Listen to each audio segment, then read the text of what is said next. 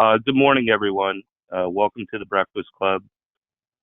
This is a service we started many years ago. On top of the issues that everyone was facing in job search and career management, it became prevalent because of the advent of digital that the requirements for positions and the technologies involved behind them had altered the position requirements substantially.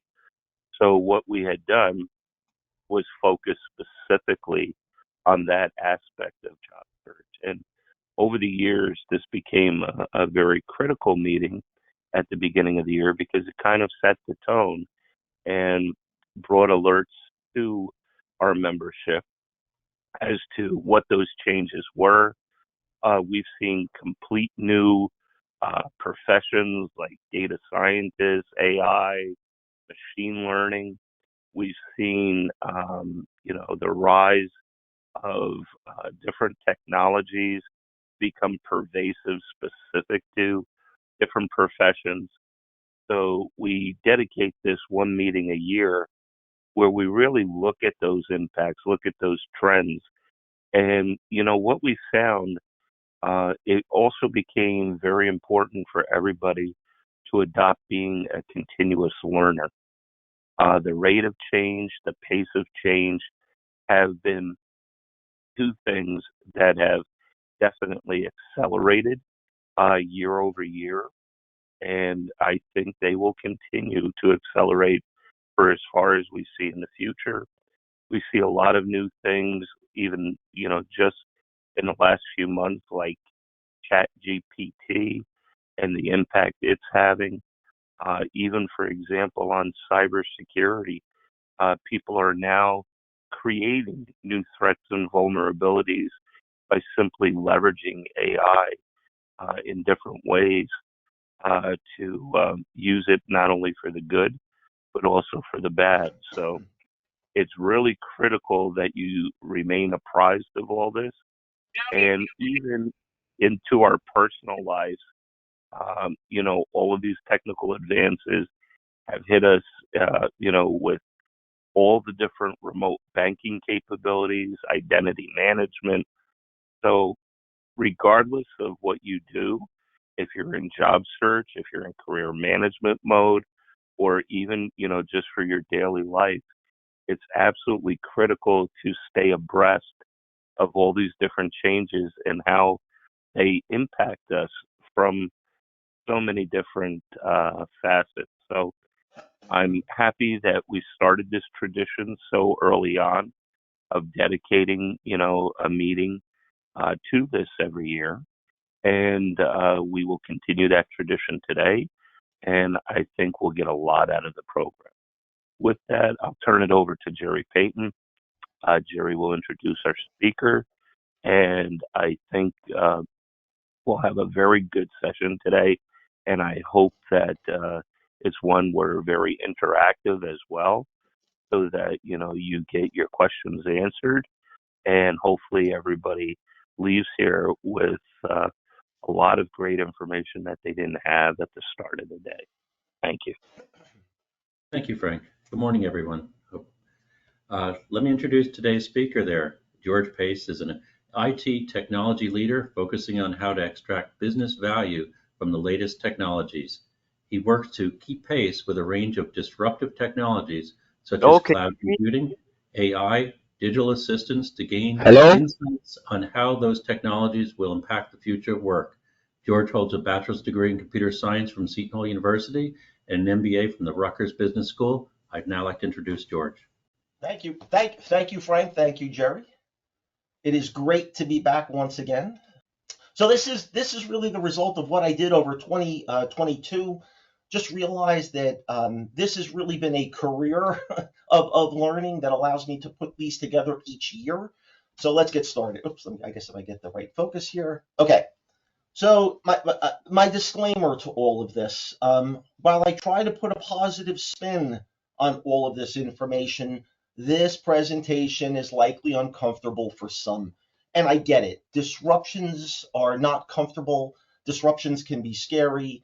The rate of change can be scary. It's very unsettling. There's very little that I tend to see in terms of actionable direction, which is one of the reasons why I do this.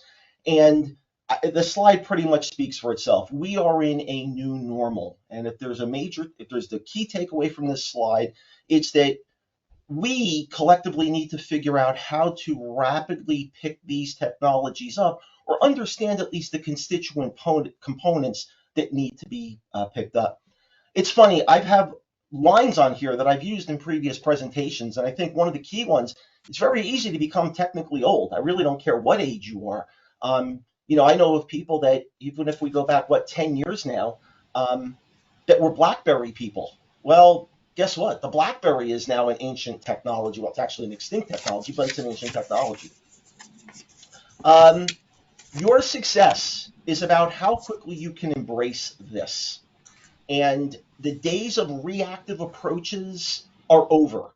And as I talk about my webinar and I talk about the content, you're going to find there's no easy button here. So that's just my disclaimer. Some of this can be uncomfortable.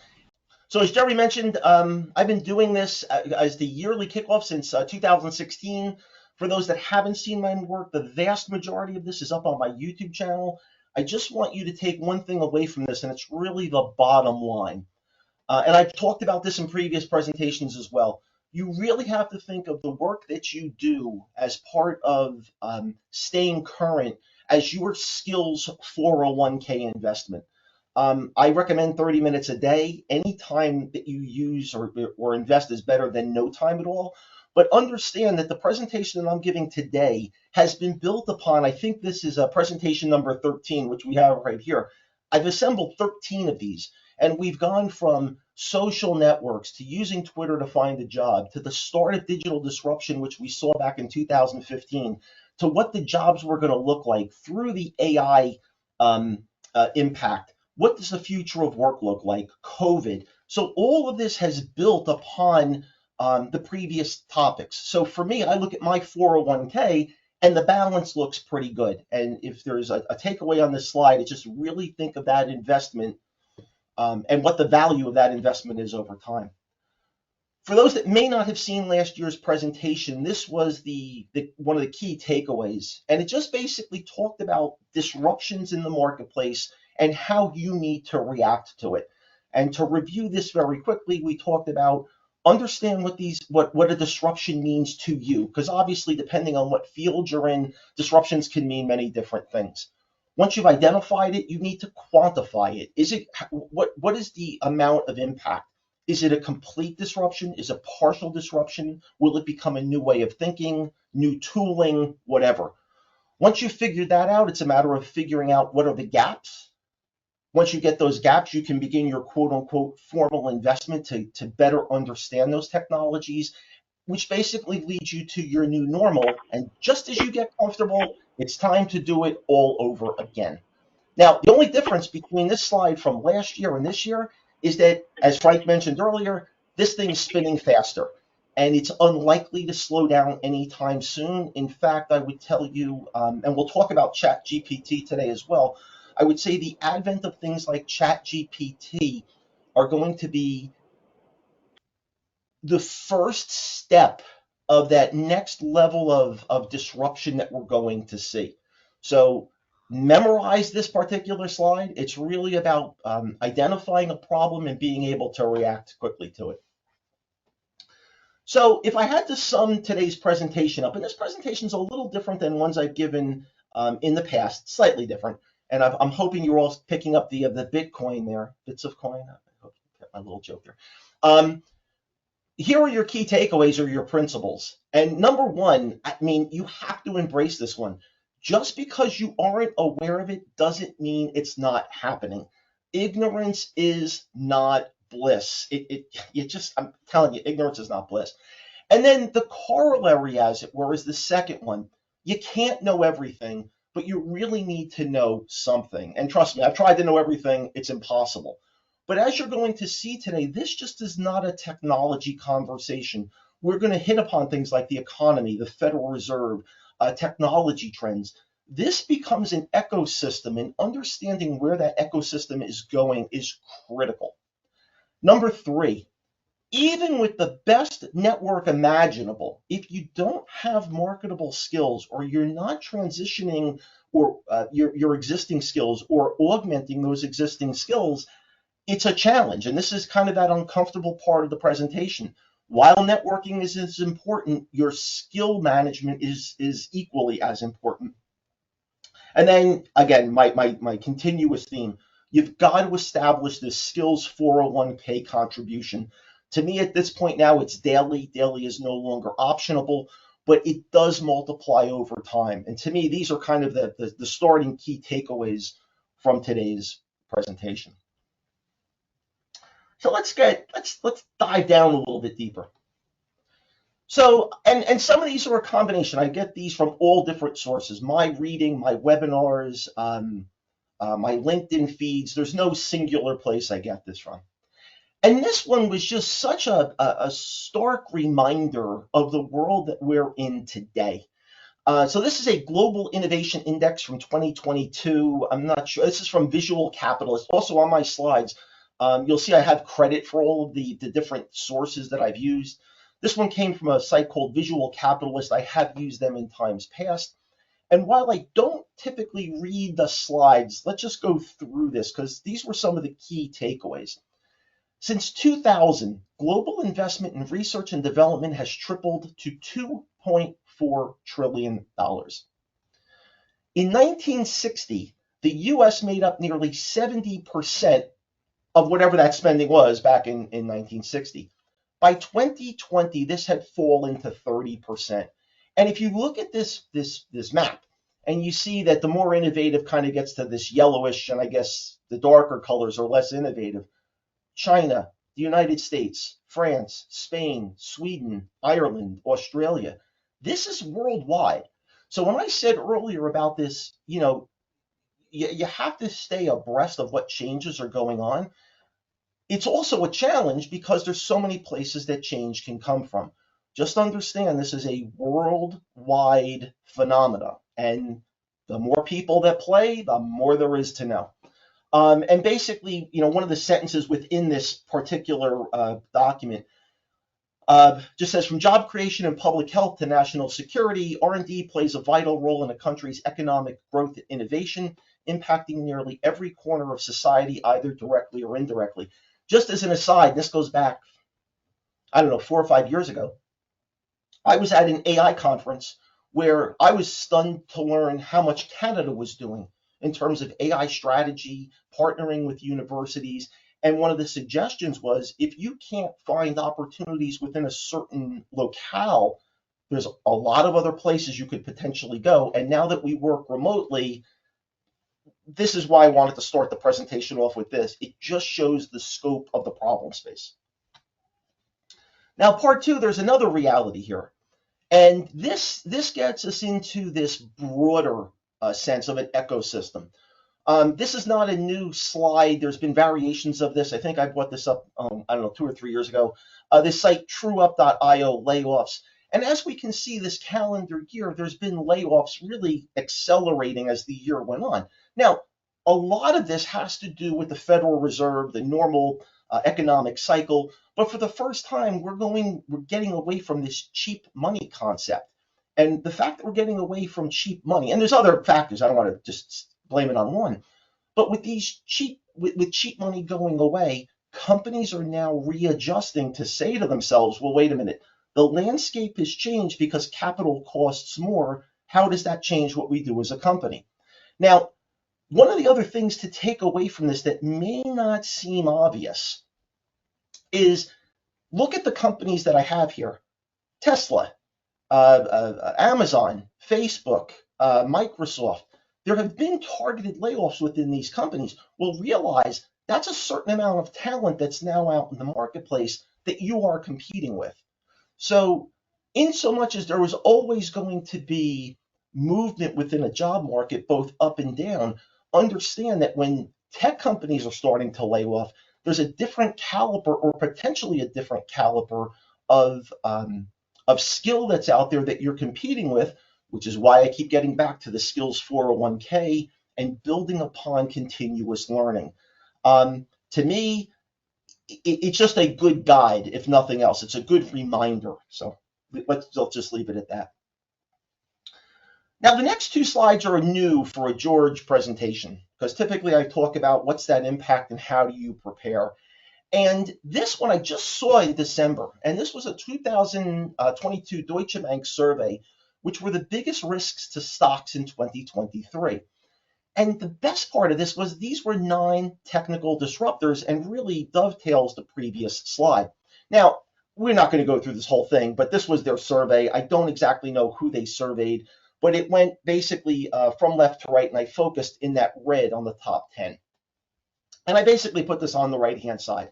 Now, the reality is we have no control over any of these, right? We don't know how bad the recession will be.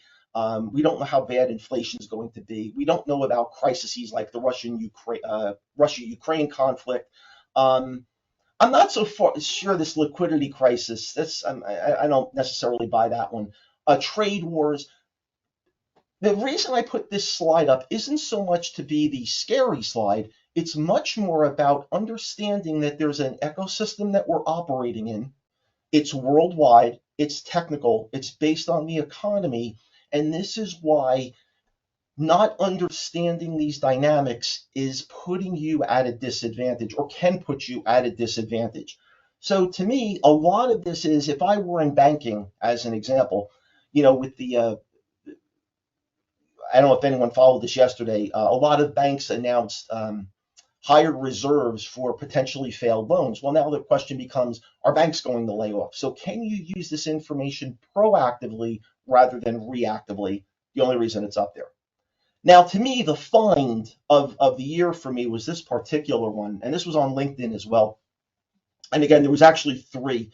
LinkedIn was one. We're going to talk a bit about Substack as another, and then finally, this is the actual deck. But Sequoia Capital is one of those venture capitalists. And I'm not going to go through all of these, but if we look at some of these items, they really begin explaining what the new world of work is going to look like from a business perspective, where they talk about, and the first one is, I started on the presentation off with this, capital was free, now it's expensive. So when interest rates were 0% or 1%, there's a lot of things that you can do that are easier and less risky than when capital is at 5, 6, and 7%. Think about the questions and how organizations are going to respond, and how do you put your skills to them. So for example, given every dollar is more precious than it was, how are you going to change your priorities? If you used to spend $2 to earn $1, is there a more cost-effective, cheaper, less risky way to generate that same revenue? And as you go through these, they're all going to be these similar questions of how are you getting your company ready for what's coming next? Some of it's economic, some of it's going to be technical, some of it's going to be just improving automation, efficiencies, etc.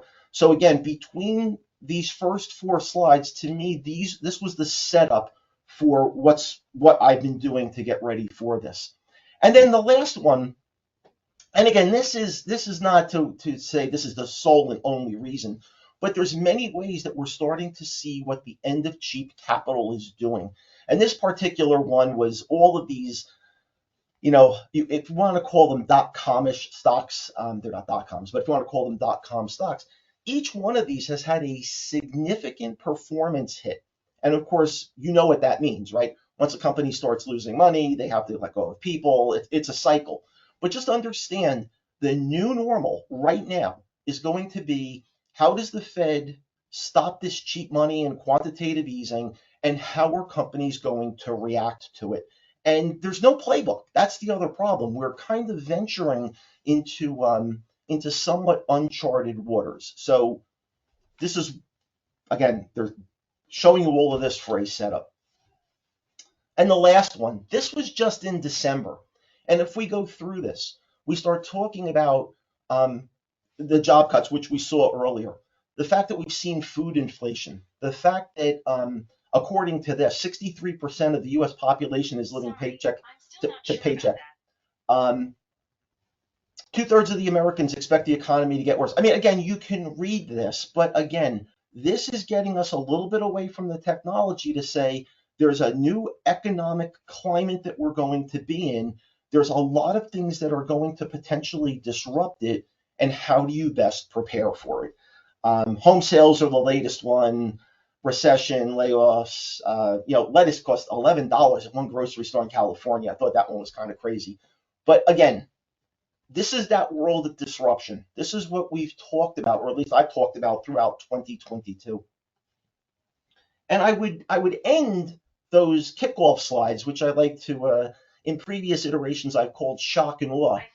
That's a dizzying amount of information.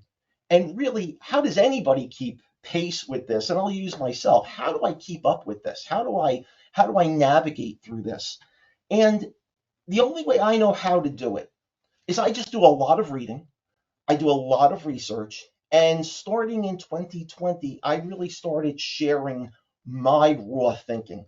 So when COVID hit, I had conversations with a number of people. I looked at my news feed, and my news feed was even overwhelming me. So it actually started a little bit before this because it was COVID based. But what I did was I started May 5th of 2020, and I started to share my weekly reading, as it were.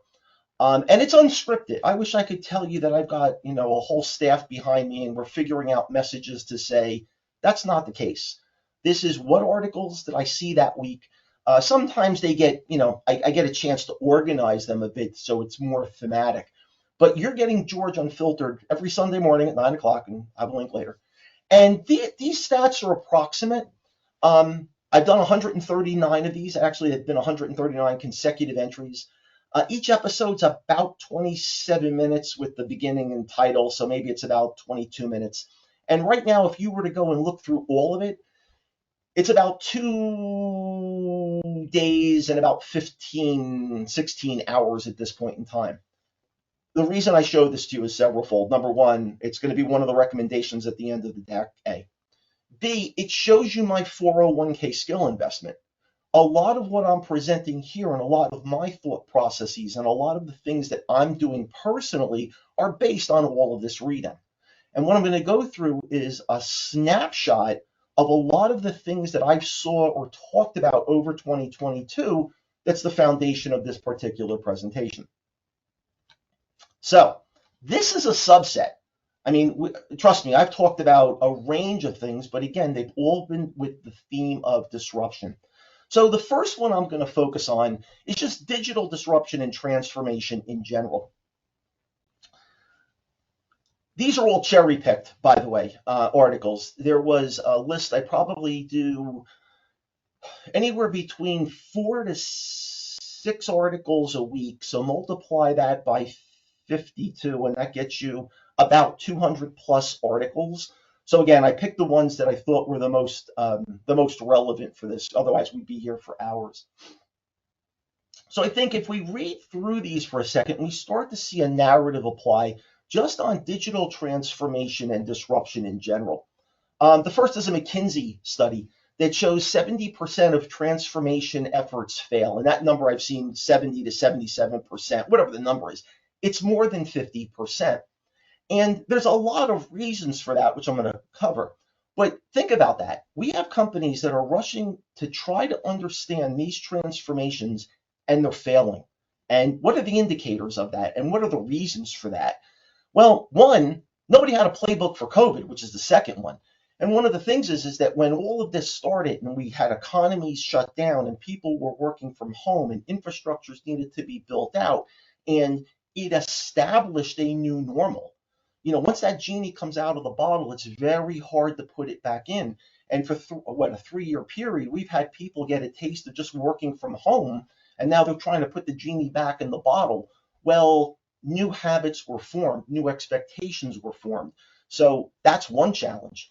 Another one I thought was really interesting that came out of Deloitte was the majority of C-suite executives thinking of quitting, and that number was 40%, which I thought was high. But it just goes to show that in this compressed cycle over these past 3 years, it's really changed these dynamics. And how many of those people were truly prepared? If we go back to this playbook for COVID, that was an excessive amount of work in a very compressed period of time to make all of this so that companies didn't miss a beat. So the pressures that were generated just by a COVID disruption alone were fairly significant. And then finally, which has been interesting to watch even over these past 4 months, is the Great Resignation. When people were trying to do these transformations and you couldn't find the resources and you were trying to get it done at any cost, well, it helped juice the market. And oh, by the way, when you have cheap money, which is what we had until about 6 months ago, it helped stoke all of this. So you'll notice on this, we didn't necessarily talk about technology yet, but these are those factors that starts giving you that ecosystem that we're working in that say, boy, oh boy, where are the opportunities? So again, you can look at this two ways. You can look at this and say, boy, that's a lot of negativity, George. I don't look at it that way. To me, I look at this and I say, okay, where is the opportunity out of these four things? And being able to come in and say, I've successfully transformed this.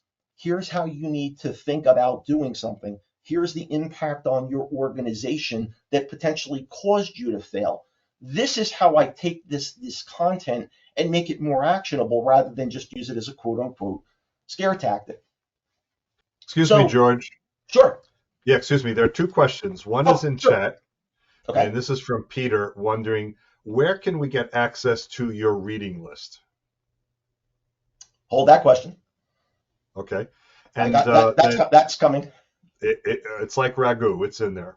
And it's then the other is Joe P has his hand up. So Joe, if you want to unmute and then go ahead and ask your question of George. Sure. Hey, good morning, George. So just a very, I think, pretty atypical question. When COVID is always mentioned, it's said it's accelerated digital transformation. Get that. Do you have any stats or any knowledge on, has there been any real true productivity improvements over the last couple of years that are measurable? I know there are, but I'm curious what you've observed. Well, it's what I've observed and what I've read. I'll give you the simplest of simple answers. I don't know. I don't necessarily know if I follow it down to the measurements, like it would be a CIO presentation to follow that back. I would say to you that there have been a vast number of efficiencies just through the automation of things. Automation has played any RPA activities, just from a call center perspective, the fact that there was a disruption, there was a fair amount, and I actually have articles in the reading list, which I can share with you. I don't remember exactly what month it was in. It was, I think, June, July-ish. But a lot of the reaction to all of these things was around automation. And as we know, automation does give you efficiency gains. So that's a short answer. Okay, thank you. There's one more question in chat from Marvin wanting to know, will you be able to share your slides with the group? And actually, I sent you an email asking you the same thing. Yeah, as always, yes. Okay, very good. So, yeah, George will send that to the group, and Adrian will post that on the website. Thank you, George. So what did we learn? Well, if I had to take my tea leaves and look forward on this, I would say that watch for disruptions and transformations that only focus on technology. As we know, technology for technology's sake never seems to work. True transformations and disruptions disrupt the culture, which is incredibly hard to do. And we've talked about this on my webinar. And oh, by the way, I'll just give you a quick, I do a weekly webinar. I've mentioned it a couple of times. These are, I'm extracting, from these webinars. One of the things that we've learned, and I've had numerous conversations with people about this, is historically companies or certain positions have been about empire building. And, to a certain level, how big your empire is counts. And then when you get to the C-suite, it's all about, earnings per share, and disruption changes all of that. When we talk about agile and you're trying to move that decision-making process to different levels, that's very uncomfortable for organizations. And my statement to this has always been, people do what they are incented to do. So if you have all of these grandiose ideas and all of this change that's there, but you haven't changed the reward system, nothing's going to change. And thematically, you see this in companies that fail. It's they tried to do the flavor of the month, as it were, but they really didn't focus on changing the underlying culture. And if you don't change that culture, if you don't change that thinking, if you don't change that reward system, it's not going to work. We've seen it time and time again. And don't assume everybody's good at disruption. There were some great articles about, people that focus on a project outcome versus what's the organizational strategy. And again, the theme behind this is a company truly going to change itself, or is it really just adhering to the old ways of work and trying to, what word I want to use, band-aid some of these approaches? For example, I am still amazed to this day that there are companies that believe when it comes to Agile that you don't need business requirements anymore. And I'm like, it's not what Agile's about. Agile's about the machine and how quickly you can build this. And yet there are people that are like, oh, Agile got rid of business requirements. And I'm like, what are you, like, no. And then, the last section that I would say, and obviously this is stressful, so the last one is transformation is expensive. Realize that, there's always going to be technical debt. And there is this balance between that technical debt that supports the current business and supports the current earnings per share versus how do you now implement something that typically has process change, impact change, revenue change, and find the talent to effectively put that together. So if you look at this from an opportunistic perspective, to me, it's really getting a deeper understanding of what those triggers are that fail or why companies fail on their digital transformations is one. I would say if you're at work and you're not part of a transformation effort, get closer to it because any exposure is better than no exposure. And one of the things that I found in my journey is this thing called the Open Practice Library.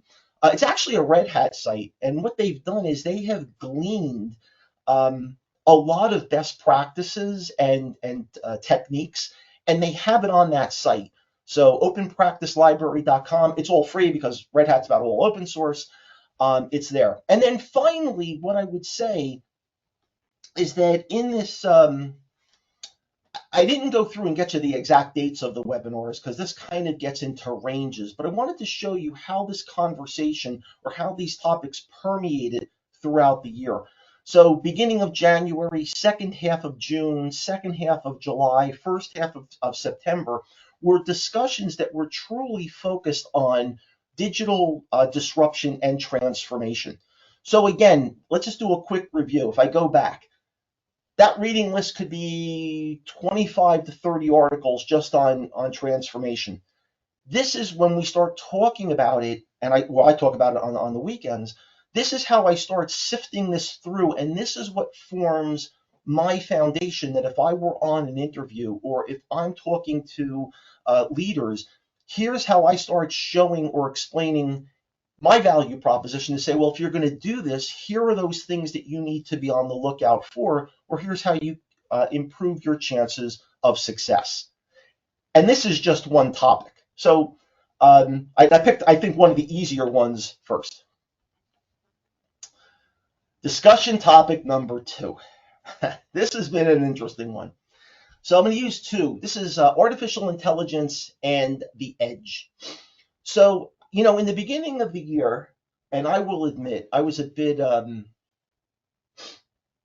know if you want to use the word skeptical, but for those that know, I've done, I had 2 presentations about 3-4 years ago that talked about AI.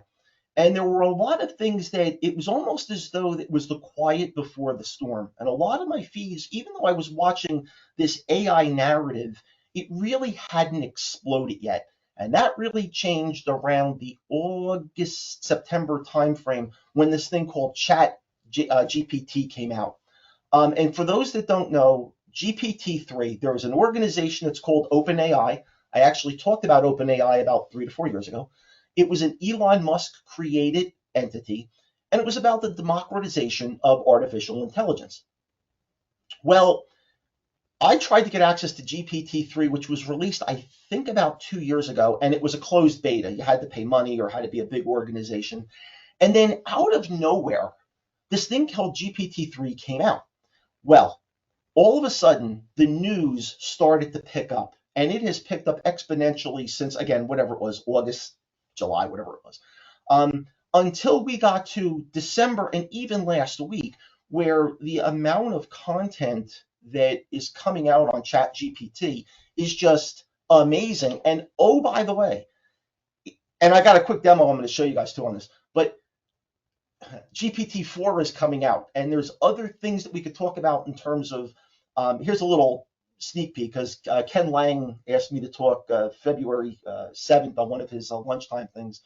For all the wonders that you will hear about GPT-3, GPT 3.5, whatever version they call it, supposedly, and for those that remember, not last year, it was 2021, there was a Google engineer that said that Google had this AI that was sentient, and it's not sentient, but it was sentient, and it's called Lambda, spelled capital L, small a, MBDA.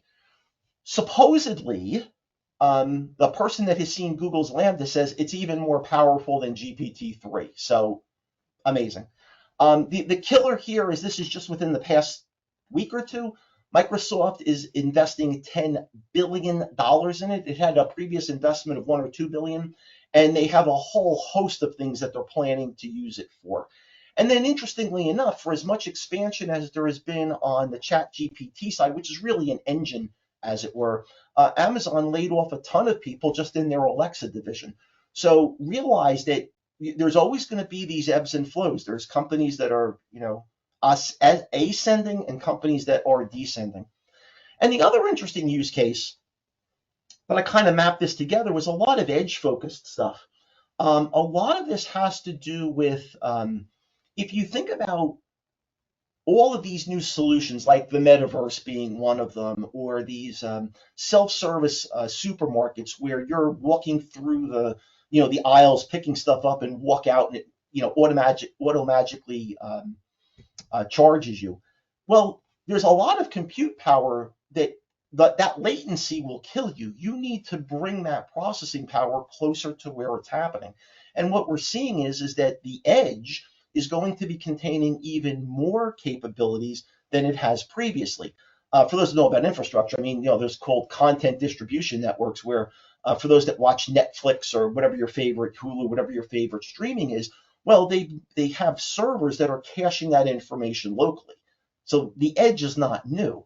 This is moving much more of the compute power to the edge simply to make some of these solutions that much more consumable. So, but my personal advice is, if you haven't heard about GPT-3, get educated on GPT-3. Now, let me put this into real business terms and real disruption. Now, what I did this way, I didn't have to be dependent on ChatGPT being up.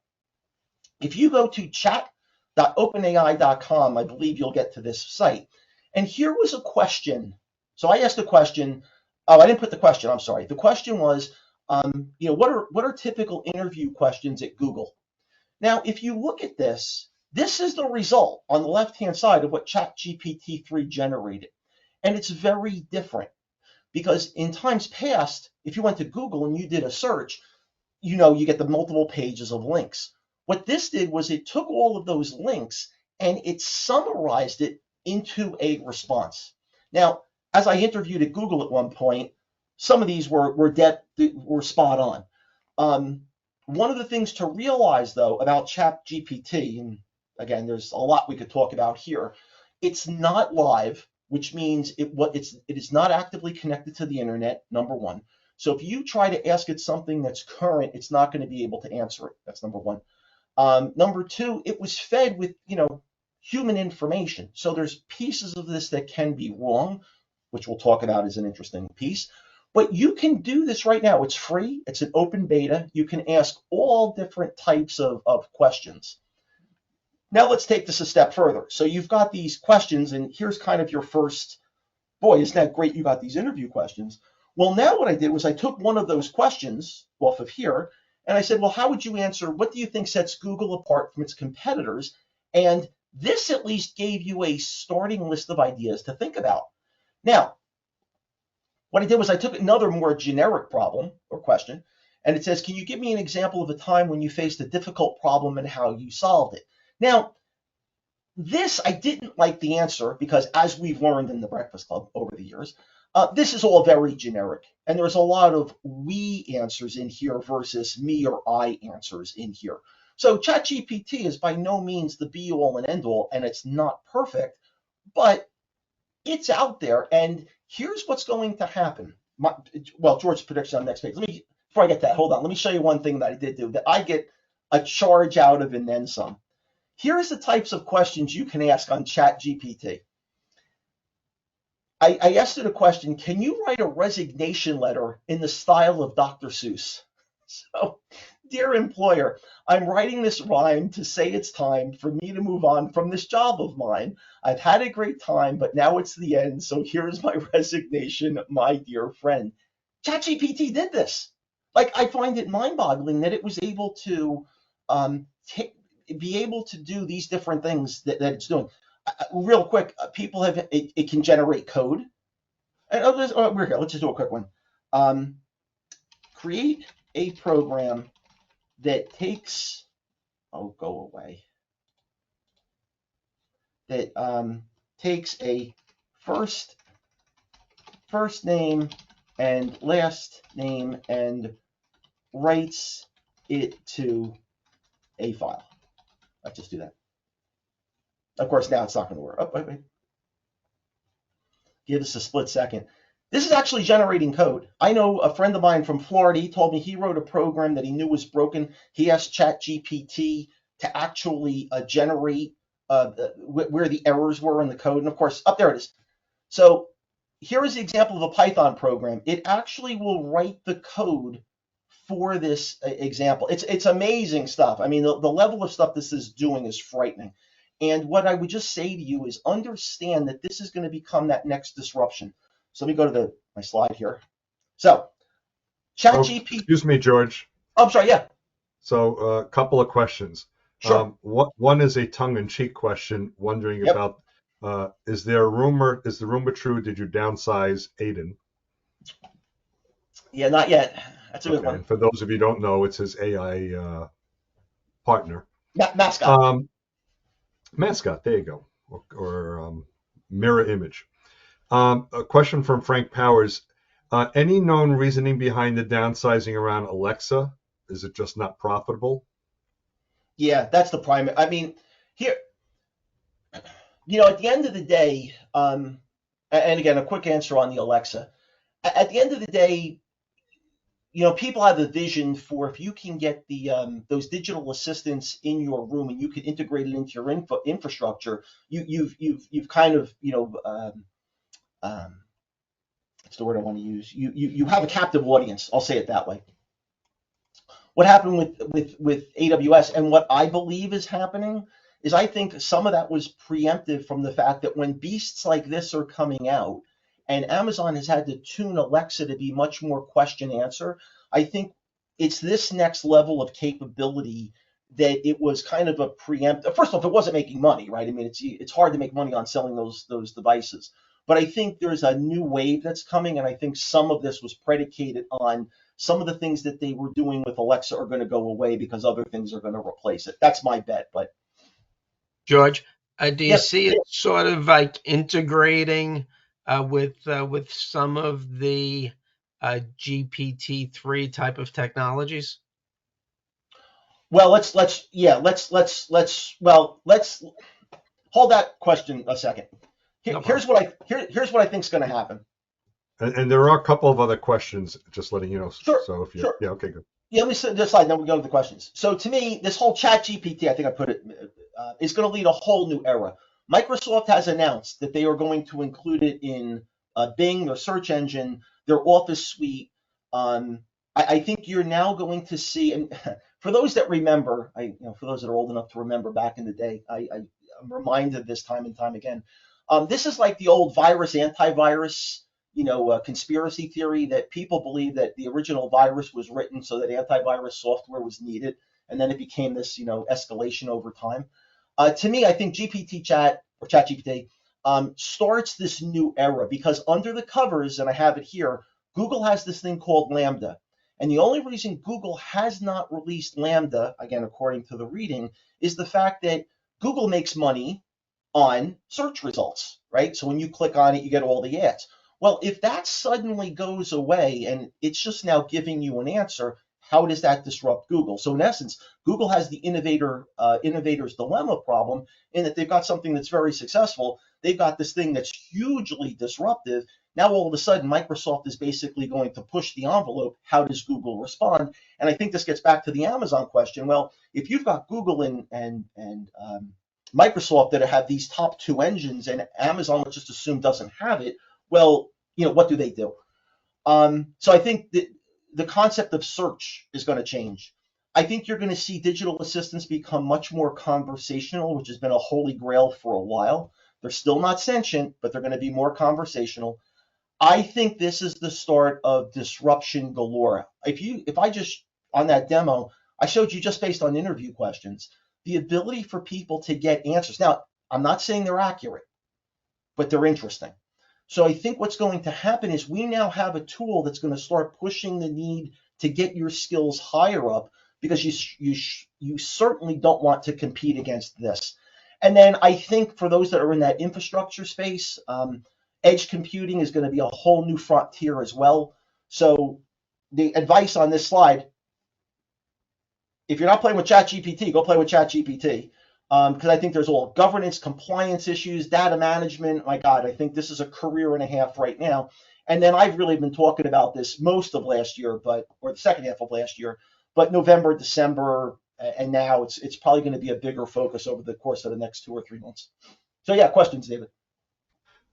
Okay, so a couple that are in chat. There's also a hand that's raising, so we'll get through those. Sure.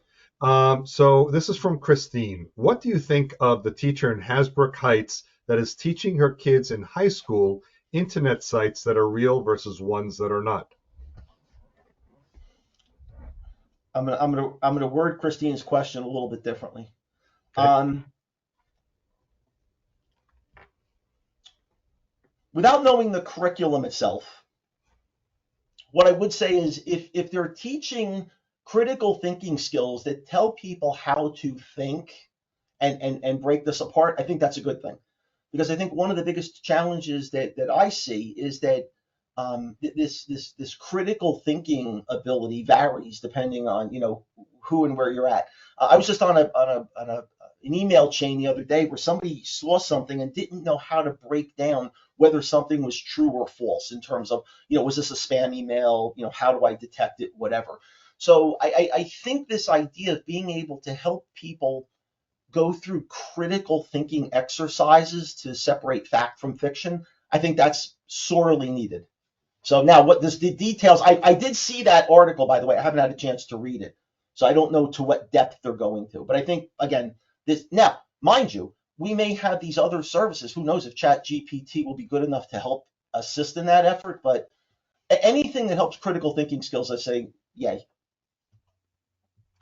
Okay, thank you. Next question from Ashish. Who can benefit from the new AI revolution?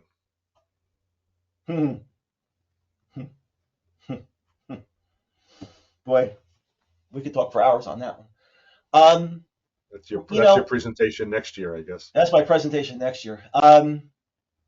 So I would say the first thing, again, realize that there's going to be people that will be scared out of their wits on this thing. So they're not going to get close to it. And to me, that's a huge mistake, right? You need to be opportunistic. You need to be proactive. Like any other, I'll give you a perfect example. I'm going to try to answer your question, but I don't know if it answers your question. About a month ago now, 3 weeks ago, there was a college professor that gave his class an assignment, go write a 500-page article on whatever, a 500-word article on whatever. And one of these enterprising students used ChatGPT to do it. The instructor figured it out because there's certain things that are still telltale signs in terms of it talks like a 12th grader and blah, blah, blah, blah, blah. Within a week of that article being put out, somebody came up, another college student, some PhD candidate, I believe, came out with a site that would actually take text and tell you whether or not ChatGPT generated it. So I think we're into this next level of capabilities that go all the way back to the beginning of the presentation where I talk about thinking differently, critical thinking skills. You want to use tools like ChatGPT to get you on that journey. So to me, it's about did you start changing how you're looking at these opportunities going forward? And that's really that first step. Then once you're in the swim lane, then it's, wherever your interests take you. So that's the shortest, quick answer I've got. Okay, thank you. And I'm sure Ashish could catch up with you offline Sure. for additional. Also, Alex has raised his hand. So, Alex, if you'd like to unmute and ask your question of George. Hey, George. Hey, Alex. I love your presentations. I attended every single one of them. It's too bad we have to wait a whole year to see you on this. But anyhow, George, you always talk about a macro approach to this. And I love reading about the future, but not macro, because what's happening in 30 years from now, I don't know how that impacts and how that relates to somebody who is unemployed today. Mhm. So I look at micro more for the benefit of job seekers. So here is what I read, and I hope you talk a little bit more about automation. For example, what I found that in 2026, 10% of the call centers will be automated. Today, it is only 1.6. By 2030, a third of the population will be unemployed. That's big. That's a very big statement. I read that 98% of CEOs are bracing for a recession in the next 12 to 18 months. 98%. So I'm looking at what's really ahead of us and how does that impact people that are employed now, less interested in the fact that, what did you mention? There was easy money available and that Microsoft is pouring a ton of money into development. So if you can talk about automation and a kind of a near future, I would personally appreciate it. This is, well, I'll tell you this. So again, I'm going to kind of answer your question in a slightly different way. I mean, automation has always been there over time, as we know, right? And I gave one of my pitches, I don't know, 4 or 5 years ago. I talked about the principles of if it can be automated, it will be automated. So to me, automation is a given, right? So let's take that out of the equation a second. What I find scary is the deeper I'm getting into this chat GPT stuff, I think that call center number is way undervalued. That call center impact could be 30, 40, 50%, because now, one of the things, realize, for those that don't know about call centers, one of the metrics is they want to do everything possible to make sure that you don't get to a human, because by getting to a human is the most expensive part of a call center. So if all of a sudden things like chat GPT can be tuned to answer specific questions that customers are having, this is like almost a new form of automation. I don't know what it's called. It's for now I'll just call it super automation. But this ascension of smarter assistants, I think, is going to be a huge impact. Now the problem space continues, and this is why I do my weekly webinars, Alex, which are more micro, I guess, in nature.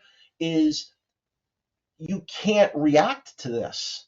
The days of reacting to this are way long over, because the problem is that the skill sets that you need to even get conversant on this require constant attention. So there's going to be this dichotomy, and I'm not that I'm scared, because I think I'm prepared, but I don't know what this window of time is going to do to say, hey, these people that have that really need to be reskilled, what does that look like? And I'll tell you another funny story, because I just saw this within the past month, and I actually got a chuckle out of it. If you go back to my AI presentations again of whatever it was, 4 or 5 years or 6 years ago, whatever the hell it was, there was an article that I saw, I think it came from Bill Gates, by the way, where Bill Gates was saying, look, if AI takes over a job, do you tax that so that you basically take the tax you receive and give that individual as salary? It's funny, I saw a variation of that article surface just within the past 3 to 4 weeks, and that may be the answer to that question in the short term. That if you're not investing in skills, I think that's going to be the only short-term answer. But yeah, I'll tell you, Alex, some of this that's coming, this chat GPT thing, it's been I've done a lot of noodling on this, and I'll tell you, it's a little on the scary side. George, one more little quick comment. You said that the most expensive thing is a human.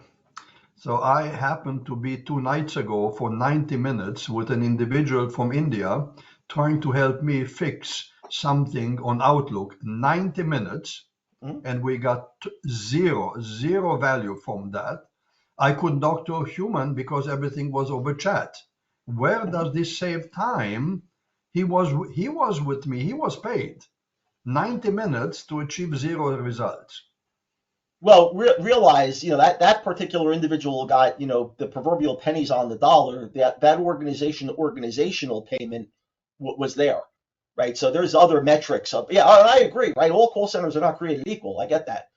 But traditionally, when you look at a call center, they're always looking to get you to automated processes rather than actually having a human on the other end. So, and they're not, again, all call centers are not created equal. It's just the nature of the beast. But the short answer, Alex, I see a lot of disruption coming. That's not pretty. I'll just say that. All right. Thanks, George. Yeah, let's move on. Yeah. So Web 3.0. This is another one that, and these were slides that I saw. This actually came from Forbes. This was actually a great article, by the way. I only used one of the slides here. There's like 3 of them that really break this space down. And I'm not going to go into this just from a time perspective, but what I'd like you to do is, this is kind of a takeaway as to, when the web first created, it was Web 1.0. We're here now, right? If we had the map as to where we are, we're on Web 2.0. And Web 3.0, you've heard all of the constituent parts and pieces. You've heard about blockchain. You've heard about NFT. You've heard about the fact that you have more control over your data. Well, there's various pieces that are happening through this, and the problem is it's still in its early infancy. But even if you looked at Web 3, and again, I'm not going to go into this, there's even slight differentiations between Web 3 and Web 3.0. And I think they're subtle at the end of the day, but just understand there is no singular Web 3.0. So again, when we talk about Web 3.0, they're really bringing the power to the people in a sense, right? Rather than the internet right now, where when you give up content, that site owns the content. They want to get to a world where you own your content and control who you give it to. The other thing to take away is that when you look at these ecosystems like Web 3.0, there's a lot of moving pieces here. And understand that when you hear these terms, there's very few standards. Personally, I don't even see a big bang moment here. A lot of this is going to be iterative over time. There's so many different pieces of this puzzle that are going on, like NFTs as an example. When I heard about these NFTs, non-functional tokens, last year, I laughed. I said, boy, people are buying stuff that there's no controls in place. Where does this stuff get stored? So the dollars of people spending millions, they were like, in my opinion, they were nuts. But look at this infrastructure of Web 3.0. It will be iterative. Now, the question becomes, where do you fit? Are you in development? Are you in infrastructure? Just understand that there's moving pieces here. And this is how you become an early adopter. And you get to that point when they said, they want 5 years of experience. Well, there's been about 5 years worth of work being done on blockchain. So again, we get back to the whole skills 401k piece, blah, blah, blah, blah, blah. Just realize Web 3.0 will be an evolution. I think I've got this. Oh, and then even on blockchain, look at this beast, right? I mean, I know I gave a blockchain thing way back, but one of the constituent pieces of Web 3.0 is blockchain. And just, if you look at this is the huge ecosystem. So when, again, we get back to this question of, where do I reskill? Where do I want to go? What are the companies that I might be interested in? Well, they exist. These maps are out there saying, here's where the ecosystem is. Now the question becomes, how does your skills and how do your interests align to this particular ecosystem? And again, realize this piece right here on blockchain is a small little piece. I don't know where blockchain, let's just say blockchain's over here for a second. Where it is, where is it? It's probably like over in here somewhere. But realize that this is just one part of a huge ecosystem. And most people don't even understand the ecosystem, let alone the details of a singular space. So this kind of gets back to Alex's question. If you don't know where to go, You first have to get yourself acclimated to these constituent pieces and parts, and then find out where your skill sets start aligning or where you need to build out new skill sets. Just articles. Now, here's another one that's frightening. Web 3.0 probably doesn't mean a lot to anybody on this presentation today. But look at what's going on behind the scenes. And this is why I said to you, just because you don't know what's going on doesn't mean it's not going on. So there's a definition article here for Web 3 versus Web 3.0. Japan has created a Web 3.0 policy office. Japan is working on metaverse and Web 3.0. This is India. I like the little play on words here. India has a whole document. Here's the PDF for reimagining governance in a Web 3.0 world. And then even thinking about Twitter as a 3.0 application. Well, what does that mean from where it is today versus where it's going to go tomorrow? So realize that, and there was more, trust me, there was more links that I had just from time perspective that talked about different countries, and there's a lot, looking at Web 3.0 and what does it mean for their economies, which gets us all the way back to one of the first slides I had that showed that worldwide R&D investment. So to me, when you hear Web 3, Web 3.0, it's not going to be a big bang. It's not going to be a killer app moment, but we will see capabilities evolve over time. Personally, I think it's probably another 2 to 3 years out, but there's other technologies that want to borrow it. But to me, if you're interested in the infrastructure play, the data play, the transactional play, it's a place for you to go. What we learned, there's a lot of confusion because, again, Web 3.0 is not a thing yet. It's more of a concept that people are still moving to. It's still complicated. So, again, if you want to be an early adopter, if you want to differentiate yourself, it's a space because it will be coming at some point in time. And then don't be surprised when you find out how much worldwide activity is going on in this space. Again, you normally think of looking at companies. These are actual countries that are doing this work. And then this idea of standards, there's very few out there. So again, if you can even get on a standards body that's looking at this, it's a good thing. So to me, again, blockchain is probably the entry level into all of this stuff. I think blockchain gets you to metaverse. It's going to get us to a lot of places, and just watch what governments are doing. And then you can see I've talked about Web 3.0 throughout the year. We talked about it in the first half of the year, in February, March, May, September. It tends to sprinkle over time. Number four. Excuse me, George. Oh, sure. Yep. So there's a question online from Valerie. With the real world example, would you start with the outside and work your way in, or vice versa? Give me a little more on that, Valerie. I need a touch more on that. If you were trying to gain skills and knowledge, it was kind of an ice where I was trying to zoom in, but I wasn't able to really see it well. Yeah. So if I was trying to increase my skills and knowledge, would I start with the outside of that ring and work my way in to get to blockchain, or start with blockchain and pick something on the inside and work my way out? I'm just trying to figure out how to utilize this graphic.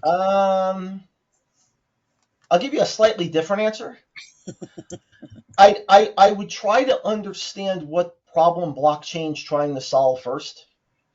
And basically it's taking out the middleman, right? This whole idea of making transactions seamless and cost effective is this underpinning of what blockchain is about. It's about control of data. It's about eliminating fraud. There's this whole value prop of what blockchain is.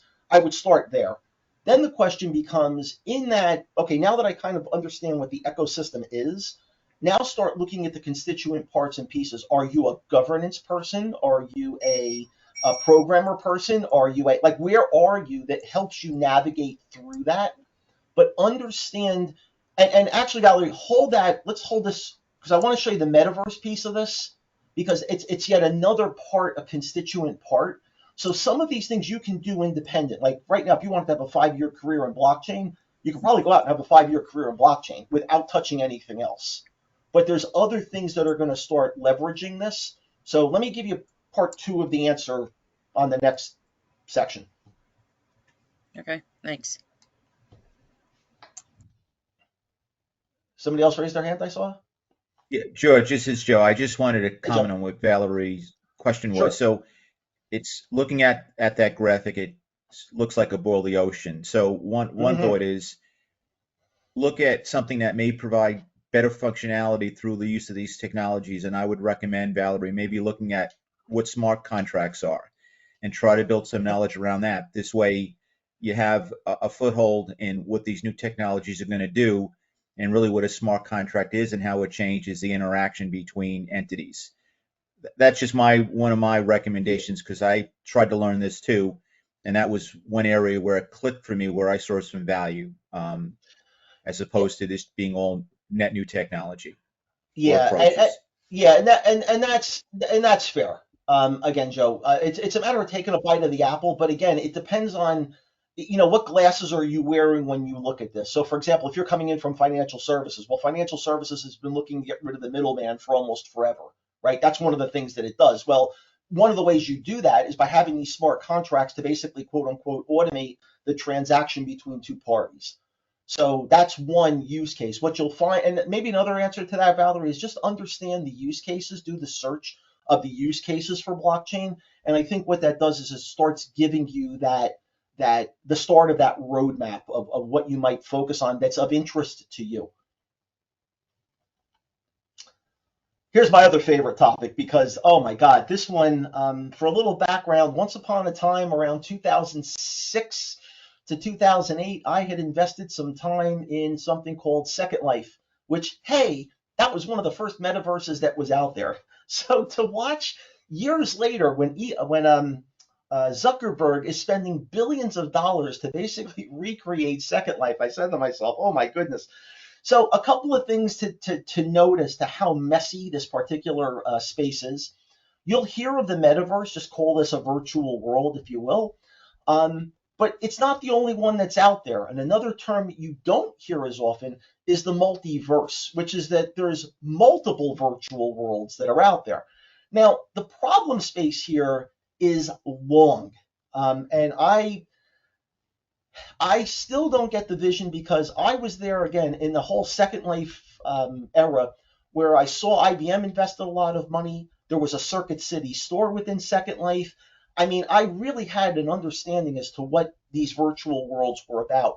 So to me, this is, to coin the Yogi Berra phrase, deja vu all over again. It would have actually been cheaper for Facebook to have bought Second Life, my personal opinion, but anyway. So this is an idea that somebody has that they have money to throw at it, which, okay, fine. The problems here are numerous. IP problems, purchase problems. If you buy something in one universe, does it transfer to the other universe? Which, Valerie, this kind of gets us to the whole blockchain piece because one of the underlying storage mechanisms would potentially be blockchain, but just because you have the data available in two different environments doesn't mean one universe is going to accept what you paid for in a different universe. Out of all of them, anytime I hear about the metaverse at this point, I just roll my eyes because I don't think this is a real thing. However, with that said, I think that what we're going to see 2023, and the rumor mill is starting to heat up that Apple's finally going to release their augmented reality, which is kind of you wear the glasses and it shows you stuff on goggles. I think that's much more likely. And I think that augmented reality might be the gateway drug into a metaverse. But I don't see people dedicating, you have to have a gaming mindset, in my opinion, to really buy into these things. But again, look at some of the work that's going on behind the scenes. Well, first, Tim Cook from Apple, people don't understand the metaverse. Duh. There's at least 21 known virtual worlds that are out there. The users that participate in them don't make it more than a month. Meta/Facebook has lost billions on this bet, which again I think is insane, but whatever. Now let's look at what happens as to experimentation though. Somebody's coming up with a gross metaverse product as to how do you figure out the value proposition that you're getting from being in a metaverse. Banks are looking into this.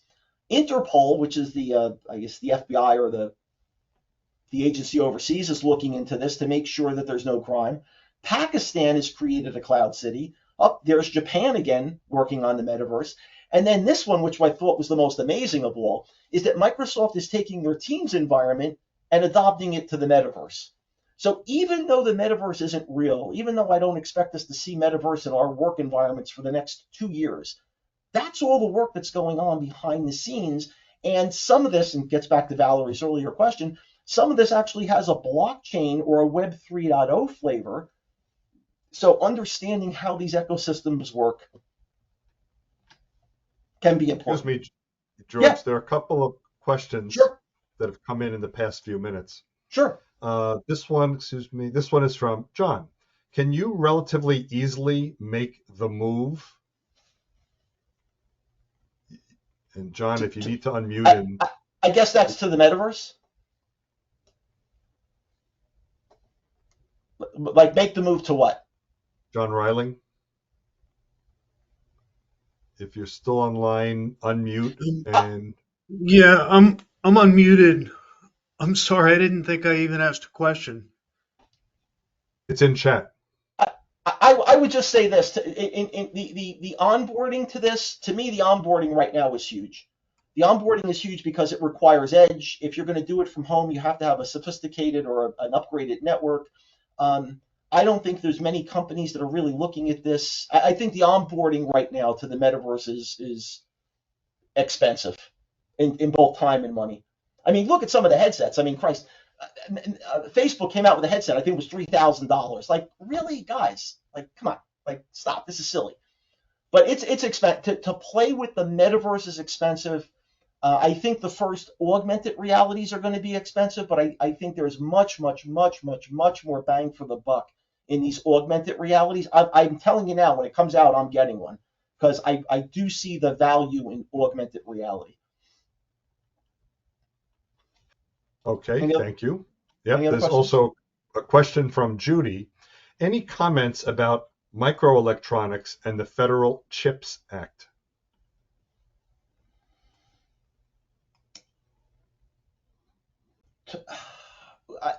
What's the federal chip? Is that?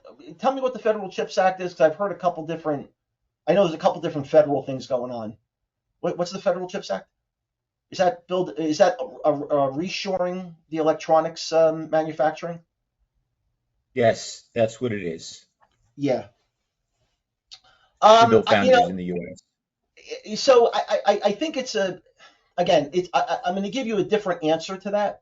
I think one of the things that the pandemic has exposed are challenges in the supply chain where things were broken for a long period of time and people just, as long as it worked, don't touch it. So I think fundamentally you're looking at this much more from a supply chain perspective, and it probably gets back to all of that R&D and innovation. So it's not necessarily a bad thing. The only challenge is for, if you're in the field, it takes I think 3 to 5 years to build a chip fabrication plant. It's a very involved process because these things have to have clean rooms, and you just don't magically go out and, much like today, you just don't go out and build a gas refinery. You just don't go out and buy a chip fab. It's work. So I mean, I think a lot of it is more specific to the supply chain issues than it is anything else. But so it's not a bad idea. Just a matter. I guess my question would be, it's just a matter of who's paying for it. I'll say it that way. Okay, thank you. That was from Judy. The next question is from Peter. What about quantum computing? I recently read about it in a novel.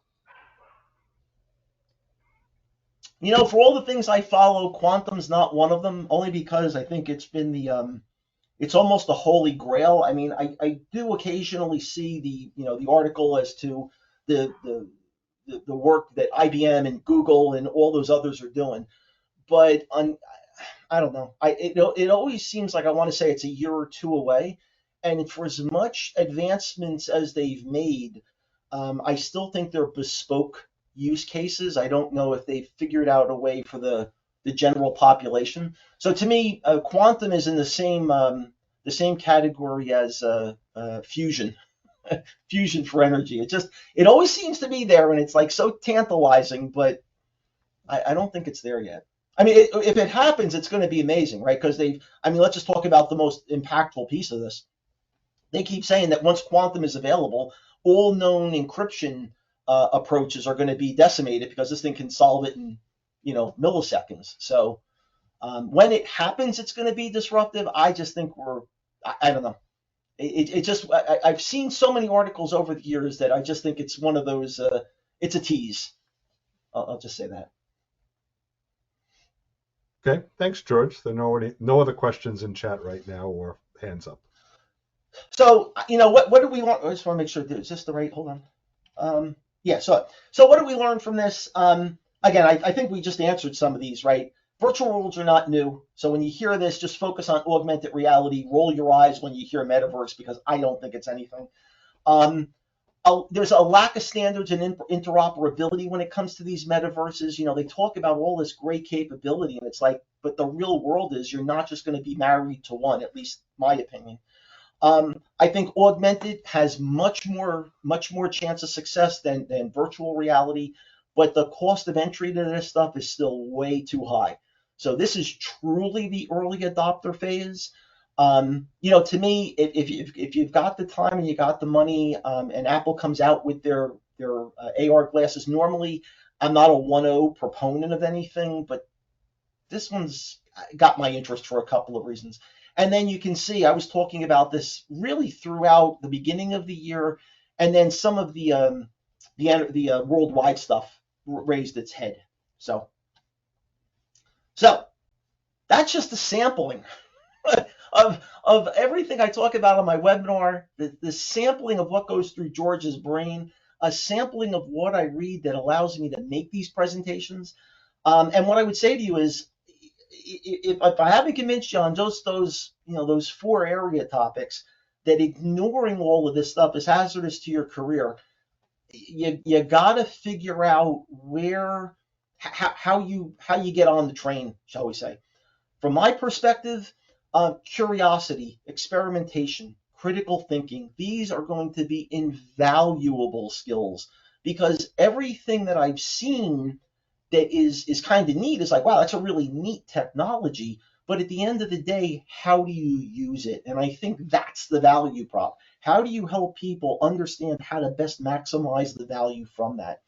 And again, everyone that's on this conference has their own skill set, right? You have your own interests. So it's hard for me to tell you exactly what you need to do. What I would say is find, or at least be aware of those things that are going to impact your current job, and start there. Is it going to replace what you do? Is it going to augment what you do? At least be aware of what's going to impact you in the next 6 to 18 months. And this is, I sound like a broken record on this. I've said this before in previous presentations.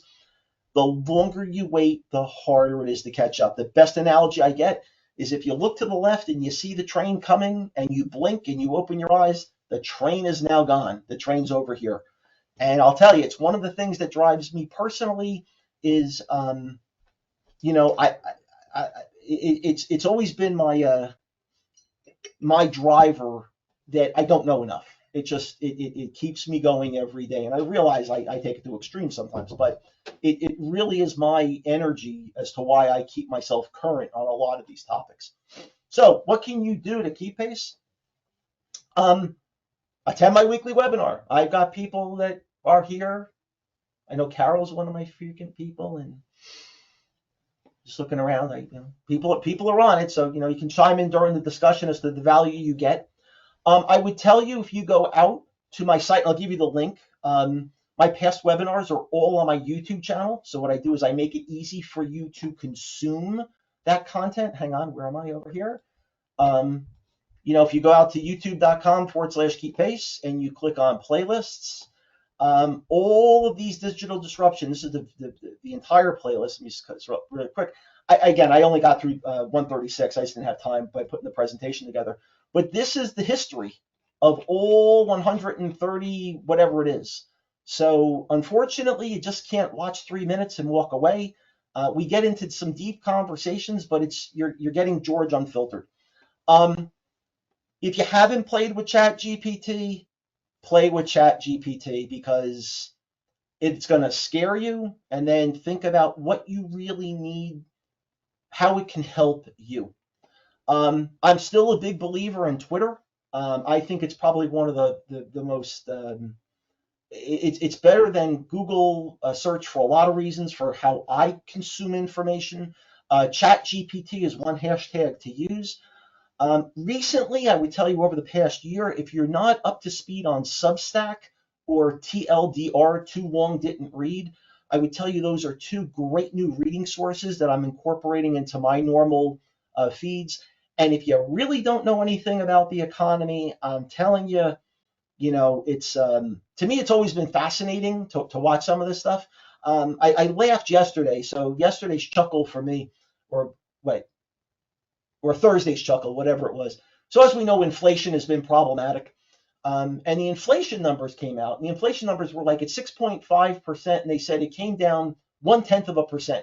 And everybody got all excited that it came down 0.1%. And I'm like, wait a minute, it's still 6.5%. And the market's like, oh my God, it came down 0.1%. And the market like going crazy. And I'm like, but it's still 6.5%. Anyway.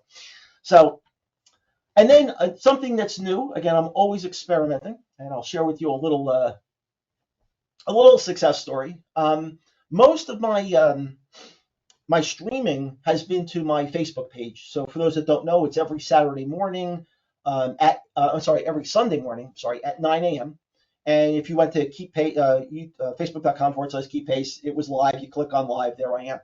Well, I learned of a new product called it's not new. I've known about it for a while. It's called Restream. And what I'm able to do now is through one interface, I'm actually going to be streaming to 4 different platforms. So this past week, I actually did it to Twitch and LinkedIn. And next week, I'm going to try streaming live out to Facebook. So if you want to catch me live, again, every Sunday morning at 9, my video repository, which I showed you, is youtube.com/keep pace. All of my previous work is there. And I'd like to thank you for just coming, paying attention. I hope you found this interesting. I gave them a little tagline, which is still as appropriate as it was when I created it 9 years ago. The technology moves fast. You can move faster if you keep pace with technology. And that's what I had. So I hope you guys found value in it or found it insightful. So George, there is a question in chat, George. Sure. This is from Maven. George, you said that one cannot know everything, but we need to know something. So what are the 5 most important somethings that we need to know? Wow, I've never been asked that question before. That's a great question. And probably your tagline is one of the most important ones. Technology moves fast. I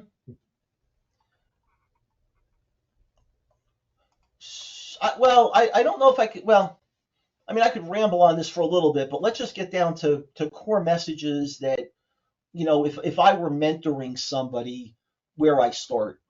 And I think the first thing that you have to come to terms with is what floats your boat.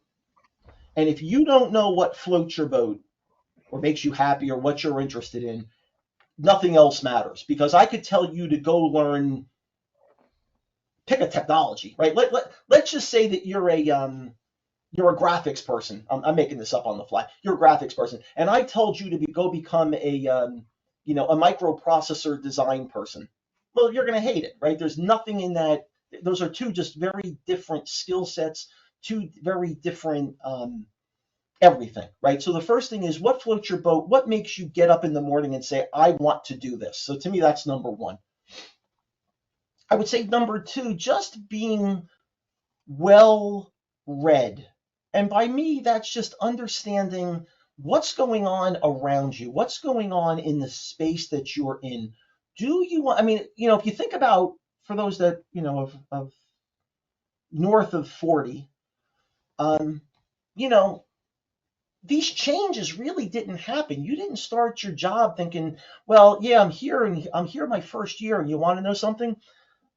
There's all these disruptions that are going to end my company tomorrow, right? We've seen this slowly over time, but there was this quote unquote comfort level that was kind of the tease that got you away from considering that. So to me, it's really understanding what the disruptions are around you. To me, that's number 2. And then number 3 is you have to put some time aside. This stuff does not happen by magic. And I can tell you, for as long as I've done this, I have made numerous changes. And this is a bad analogy, but if you think of a shotgun blast for a second, when that shotgun blast comes out of the end of the gun, it's about that big. And the problem is the further out it goes, the pellets spread. Well, early in my career, it was really easy to have a handle on a lot of this stuff because this was the ecosystem that I was acclimated to, right? It was pretty easy. It was a PC, it was a relational database, it was a network, it was okay. We had these really, big blocks, as it were. Fast forward 30 years, my God, there's all these little pellets all over the place. It is impossible. I've tried. It is impossible to keep up on all of them.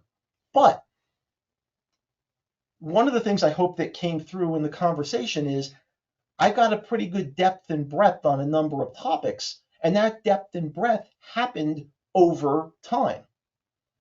So, to me, those are at least the first three.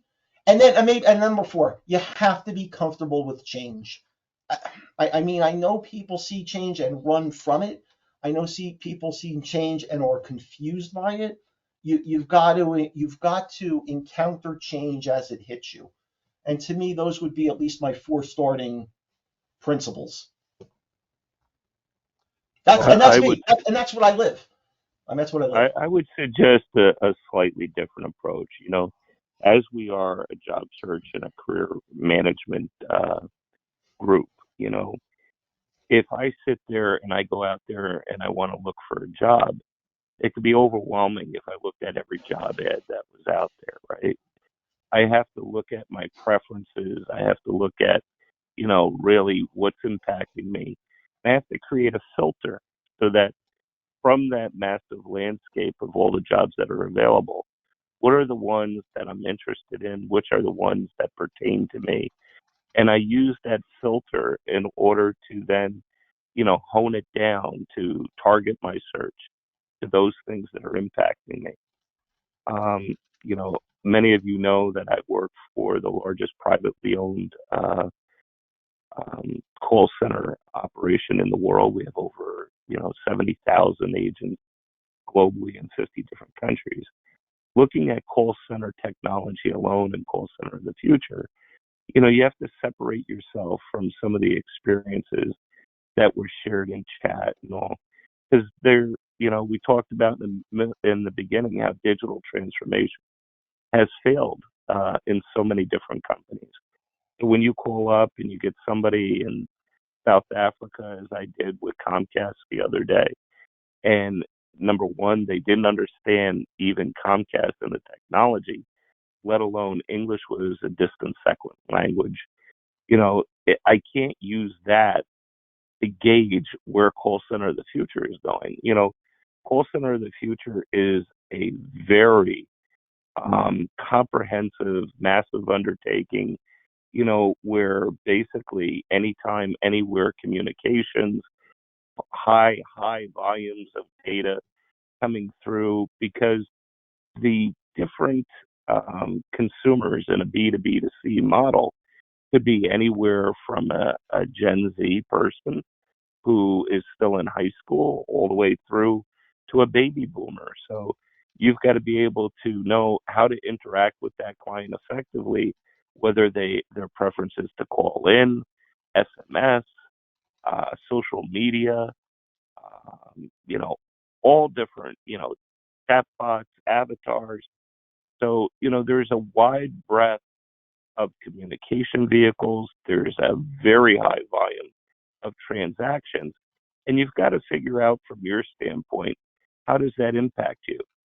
So, like if I was a finance person per se, you're looking at that call center of the future with agents in 50 different countries. You're going to need to know the different employment practices in those different countries, the tax implications, how do you pay these people, conversion rates from a budgeting perspective, so there's very concrete ways of taking that complex of a technology and distilling it down from the different professions in how it's impacting them. Just going into a gig talent model and the impacts there of all the different changes across all the different professions. the call center doesn't operate on its own.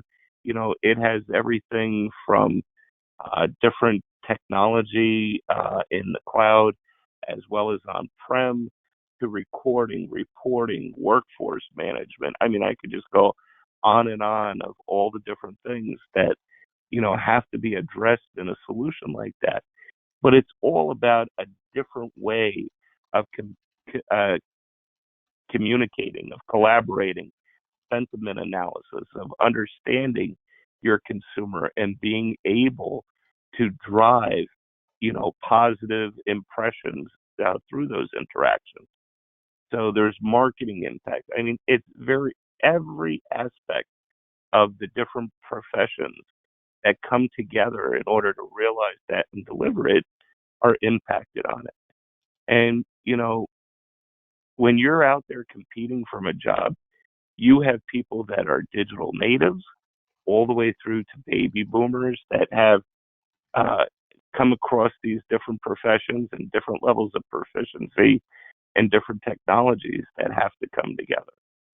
So again, look at it from your personal side, whether you're going to stay in your profession, you're looking to go to a different profession, what is impacting that profession? Which are the technologies that are applicable? And then filter the information that way, still keep abreast at a high level so you have understanding of the different basic concepts and all. And economically, all of this impacts, if nothing else, each of you want to retire someday. You probably have an investment portfolio that you're investing in the market, whether it be mutual funds, whether it be stocks directly, whether as they go down and interest rates go up, you're going to more safe mechanisms in the bond market or CDs and all. All of this is all tied together economically as to how everything hangs together. And even when we talked about liquidity, I heard some discussions, liquidity may not be, that important.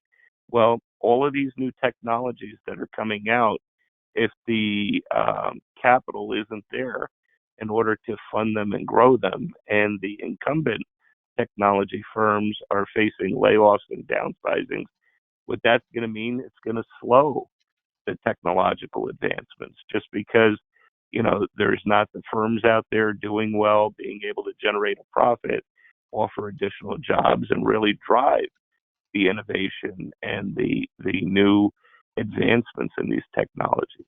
So this all hangs together in a countless and exponential manner.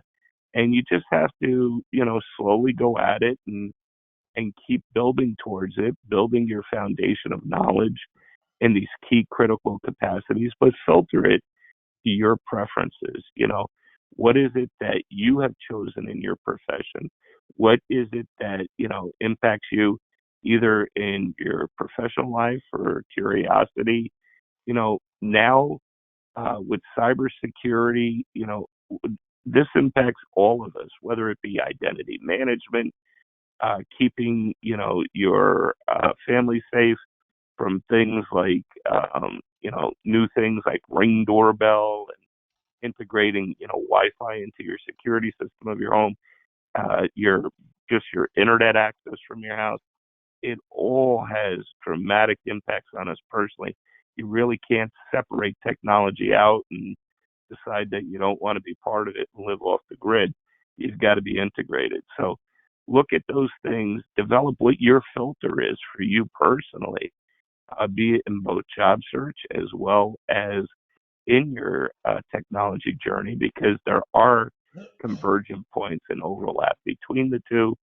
And that's what I would suggest as your filtering of what really you need to delve into and what level you need to delve into it at. And, for your professions, look at those jobs ads that are out there on Indeed and other boards and look at what technologies they're looking for, what's resident in the requirements, in the skill sets.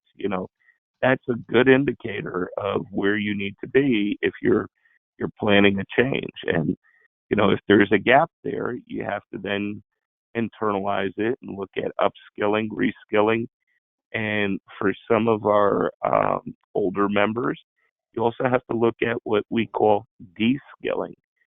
Sometimes the way that things have been done or the way different problems or challenges have been approached in the past, there may be improved or better ways to do that now in the future. And, when I give tasks to a digital native, which is somebody that's younger that was born on the internet, non-computing, versus those that aren't, you see a delta there in how different challenges or obstacles are handled when they're encountered. So there also needs to be a paradigm or mindset. And again, even in things like call center on the future, all of those interactions, whether they're coming from chat, SMS, phone calls, there's such a high volume. All of those need to be handled in an absolute secure way. So cybersecurity and managing endpoints and threats of vulnerabilities is something that's pervasive in all of our lives. I mean, think about even if you have a car and you can't put it in your garage and you leave it outside in front of your house, you've got to take your key fobs to your cars and have an RFID block box in your house that you put the fobs in there and close that lid every night, because now they're coming along to, clone and access the fob remotely and can steal your car out of your driveway in the middle of the night. So there are just so many things. $50 now they could get a blocker, and if your security system happens to be Wi-Fi enabled, including your Ring camera, they can just block it at the time they want to steal something, and then after they pull away with that $50 blocker, then the service is restored and it's too late. You didn't capture anything about who did that malicious act. So again, so many different ways that technology is changing, impacts all of us, that all of us really need to have a fundamental understanding for many different reasons. But my suggestion to you is to internalize some of this stuff, get a good foundation, and as much of it as you can, to the point where you can determine your filtering. What level do you need to know it at for your personal reasons? And those personal reasons could be everything from your personal security through to, your profession, and then on to, your level of interest or curiosity. But that filter is the important piece for each of us to set personally. Turn it back to you, Dave. Well, thank you very much, Frank, and a terrific summary of George's wonderful program. George, you always do incredible research. The benefit of doing one program a year is it is so thorough. So thank you so much. And as you if you want to look back at George's prior year's programs, you can see this is an evolving discussion. And we'll look forward to next year as well to see what George's observations are and forward-thinking approaches and the assistance that he'll give us that way. And now as we end the more formal part of the meeting, we're going to keep the session open. I'm going to stop the recording, but just want to thank everyone and also let you know next month we will be right back here. February 11th will be virtual again. Andrew O'Hearn will be here, and he'll be talking Working Out Loud is his program. So looking forward to hearing what Andrew has to say. He always has, and he always has great information to share. So thanks again, everyone, for hanging around with us in the Breakfast Club. Hope you got some value out of it. Thanks again for George for participating with us. And have David, a good... Yeah. One thing, Carol has her hand raised. Carol? Oh, yeah, okay. Miss Carol? Unmute Carol. And one of the things, I totally agree with Frank, and I agree with George. One of the things I find useful about George's Sunday morning presentations is the fact that he curates the stuff for us, just like he's curated the stuff for us today. I also belong to some other forums. And so it's like you get a snapshot. And so it's like what Frank said, you have to pick what's of use to you. Like, I don't know if you know about the recent things on indoor cameras. like particularly with the robotic vacuums. They take pictures. The pictures are sent to a center which analyzes them to better improve their AI and the way the vacuum does. Well, it went through a bathroom, and there's a person on the throne, and took some photographs. So this is something useful to know, because what are your indoor cameras taking pictures of, and what has an indoor camera in it? So like your smart TVs, etc. And no, I don't need to know the code, but I need to know what's happening, because then I can adjust what it is I'm doing. Same thing with the Ring cameras. And many other things like ChatGPT. I've seen some demos of it, and it's very interesting what it can and can't do. And just to know that it exists, and I'm probably going to go play around with it. So all this stuff is very useful. So thank you, George. Welcome.